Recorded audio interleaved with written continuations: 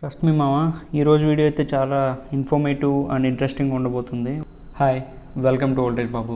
వచ్చేసింది మన load resistors colour కోడ్ని బట్టి వాటి వాల్యూ ఎలా ఉంటుందో, ఎలా ఈజీగా క్యాలిక్యులేట్ చేయాలో చెప్తాను చూడండి. ఈరోజు ఈ వీడియో ఆల్రెడీ తెలిసిన వాళ్ళకైతే కాదు, ఎందుకంటే వాళ్ళు ఈజీగా ఫైండ్ అవుట్ చేయగలుగుతారు. ఎవరికైతే తెలియదో వాళ్ళ కోసం కొంచెం ఇన్ఫర్మేటివ్గా చేద్దామని చెప్పి వీడియో చేస్తున్నాను. సో వీడియోని పూర్తిగా చూసినట్టయితే మీరు ఈ రెసిస్టర్స్ కలర్ కోడ్ని బట్టి వాల్యూ ఈజీగా చెప్పగలుగుతారనమాట. ఒక షార్ట్ కట్ ఉంది, అదేంటో చెప్తాను చూడండి. ఏం లేదు మామ, రెసిస్టర్స్లో 2 టైప్స్ ఉంటాయన్నమాట. ఏంటంటే ఇది 4 బ్యాండ్ టైప్ రెసిస్టర్, ఇది 5 బ్యాండ్ టైప్ రెసిస్టర్. అంటే ఇందులో కలర్స్ 4 బ్యాండ్స్ ఉంటాయి అనమాట, ఇందులో ఏమో 5 బ్యాండ్స్ ఉంటాయి. ఈ రెసిస్టర్లో చూడండి, బ్యాండ్స్ అంటే ఏం కాదు, ఇవే అనమాట. ఈ కలర్గా ఉన్నాయి కదా, first band, second band, third band and fourth band. ఇది 4 బ్యాండ్ రెసిస్టర్ కదా, ఇందులో ఎలా క్యాలిక్యులేట్, ఇందులో వాల్యూ బ్యాండ్స్ ఏమో ఈ 3, ఇదేమో టాలరెన్స్ బ్యాండ్ అంటారు అనమాట లాస్ట్ది. అదేంటి అంటే ఈ రెసిస్టెన్స్ వాల్యూ అనేది ఎంత యాక్యురేట్గా ఉన్నది అనేది టాలరెన్స్ బ్యాండ్ చెప్తుంది. ఈ 3 బ్యాండ్స్ మాత్రమే మనకి వాల్యూ ఏంటనేది చెప్తాయి. అలాగే ఇక్కడ చూసుకున్నట్లయితే ఇది 5 బ్యాండ్ రెసిస్టర్, 1 2 3 4 5. సో ఈ 4 బ్యాండ్స్ని మనం వాల్యూ బ్యాండ్స్ కింద తీసుకోవాలి, ఈ 5th బ్యాండ్ని టాలరెన్స్ బ్యాండ్ కింద తీసుకోవాలి. BB Roy go to Bombay via gateway. ఏంటి ఏదో సోది చెప్తున్నాడు అనుకోకండి, అది మనకు షార్ట్ కట్, బాగా గుర్తుపెట్టుకోండి. BB Roy go to Bombay via gateway.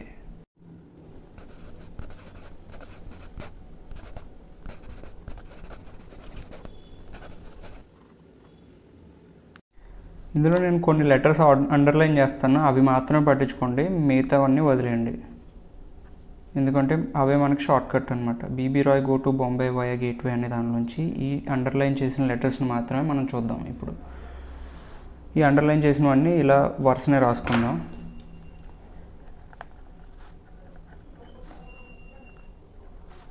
We and G W. Okay, వరుసనే రాశాను కదా, వీటికి నంబరింగ్ ఇద్దాం. ఇప్పుడు ఏం లేదు, చాలా సింపుల్. ఫస్ట్నే 0 నుంచి స్టార్ట్ చేయండి. 0 1 2 3 4 5 6 7 8 9. ఓకే, నంబరింగ్ ఇచ్చేసాం కదా. బి అంటే nothing but black. Okay, starting from black. Next ఇది బ్రౌన్, ఇది red, grey and white.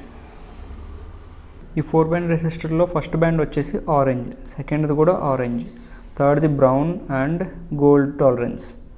So first value orange కాబట్టి ఆరెంజ్ వాల్యూ ఎంత 3 అండ్ నెక్స్ట్ కూడా 3.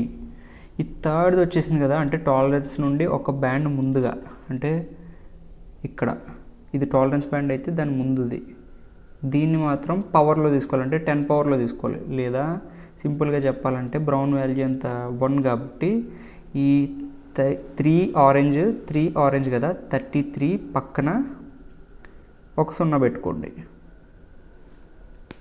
సో దీని వాల్యూ ఎంత అవుతుంది ఇప్పుడు మనకి 330 ohms అవుతుంది. దీని వాల్యూ మనకి థియరటికల్గా 330 ohms వచ్చింది కదా, ప్రాక్టికల్గా ఎంత వస్తుందో చెక్ చేసి చూద్దాం మల్టీమీటర్తో. ఇది ఓమ్స్లో పెట్టాను నేను.